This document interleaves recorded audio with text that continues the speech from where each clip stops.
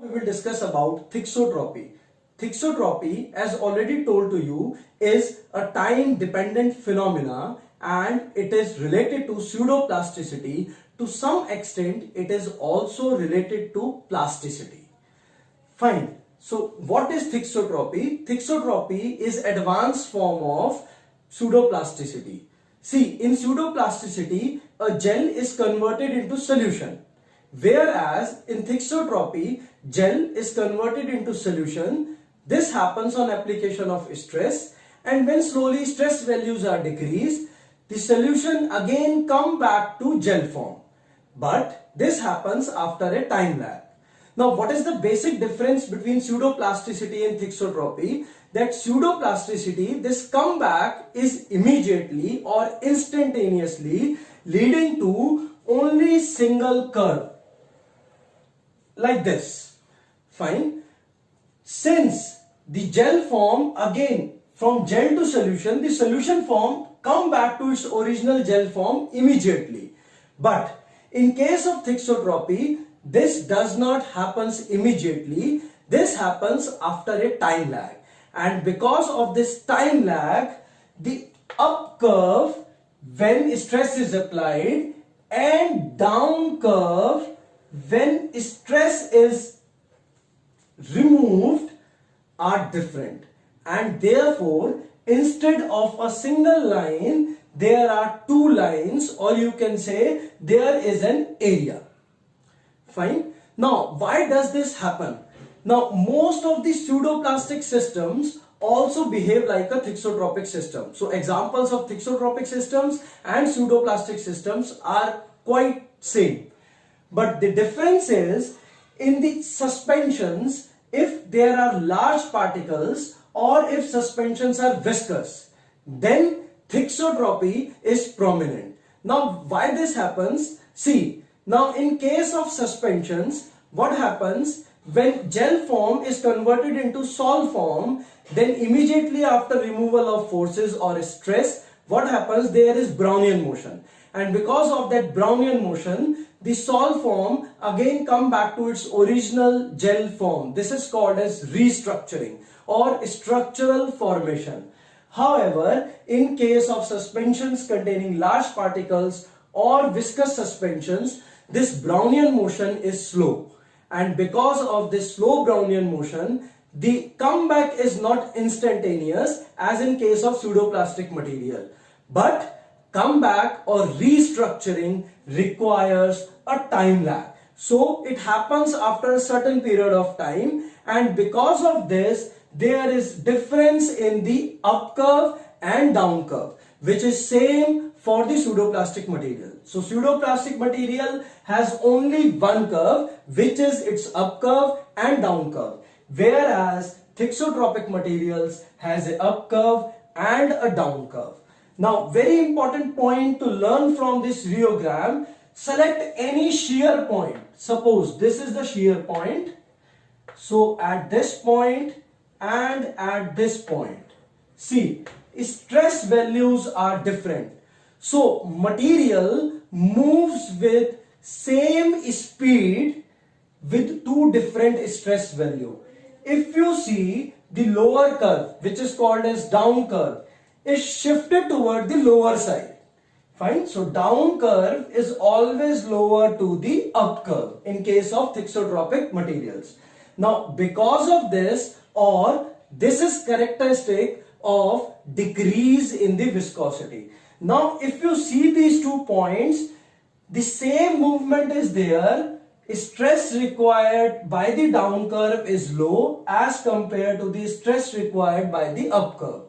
This means that at lower stress, same movement is attained, which is attainable in the up curve with the higher stress. So this means material viscosity is low because stress required is less. So at each point of down curve, the down curve has lower viscosity as compared to the up curve. Now, I will also explain this in another term. Let us take an example. Suppose initially material has viscosity of 10. When you apply stress, it becomes 1. So gel to sol. But when you remove the stress, it start coming and coming back to 10. But what happens actually, it remains at some lower value, 9, 9.5 or whatever. This is a hypothetical example. So it remains at a lower value as compared to the initial viscosity. And at all points of shear, this happens. So this is characteristic of thixotropic material. Now, if this stress is applied again and again, what happens? This curve has multiple arms, down curve, and a point will come that it will become a straight line or a Newtonian material. So if thixotropic materials are subjected to shear again and again, a time will come when they will become Newtonian. On storage or removal of stress, they might come back to their original viscosity, but that time lag will be infinite, will be more. Again, it depends upon the material. So actually what is happening, 10 to 1, 1 to 9, again stress, it becomes 1, then it comes back 8, then it becomes 1, slowly it will remain as 1. Now, I will take a very interesting example to explain this phenomena. See, what happens in our car? Do we add water in our car? No. Do we add coconut oil in our car instead of engine oil or instead of mobile oil? No. This is because both water and coconut oil, they are Newtonian material, and Newtonian material cannot be added into the cars. Now, mobile oil. Okay, we'll take again why water is not added. If you add water, water will take the heat, the shear, it will evaporate. So you require water every time to run your car.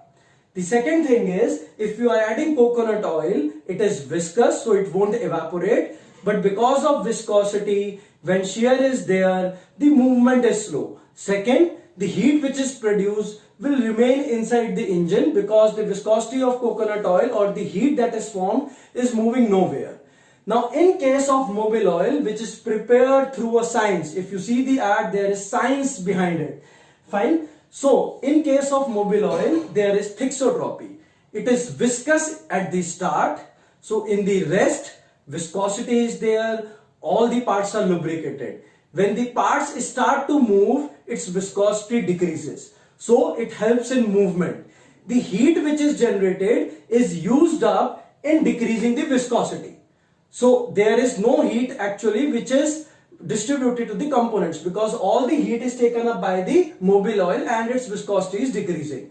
And when you remove this, when you stop your car, then what happens? On storage, on rest, slowly mobile oil regains its original viscosity.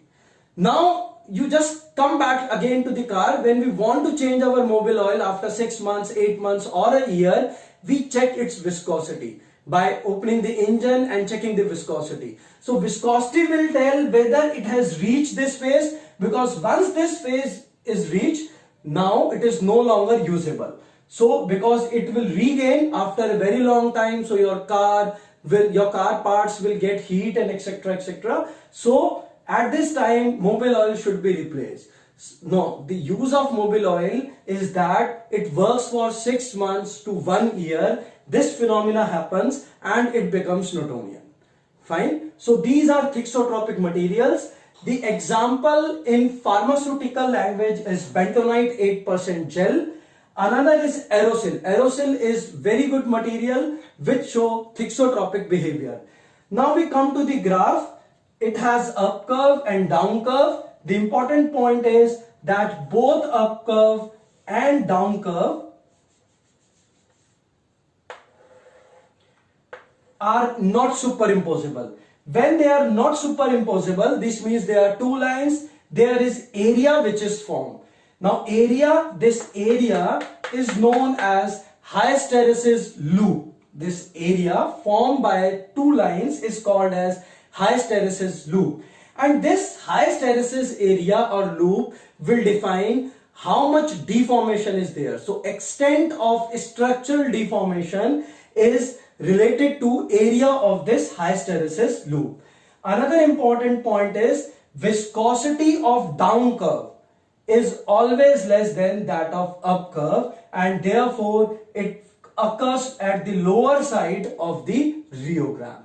Fine. So this is all about thixotropy. Now, if we move slightly ahead, thixotropy and rheopexy are common phenomena, are same phenomena. In rheopexy, what is happening? The time lag is reduced. That's it. The examples are also same. In same thing, in bentonite gel, if we apply slow motion at the time of restructuring and there is lowering of this graph, or you can say speeding up of the process, this is called as rheopexy. So rheopexy is not different, it is part of thixotropy. It basically comes into play when material is here, so it speed up this process, or you can say it increases the viscosity as compared to the down curve.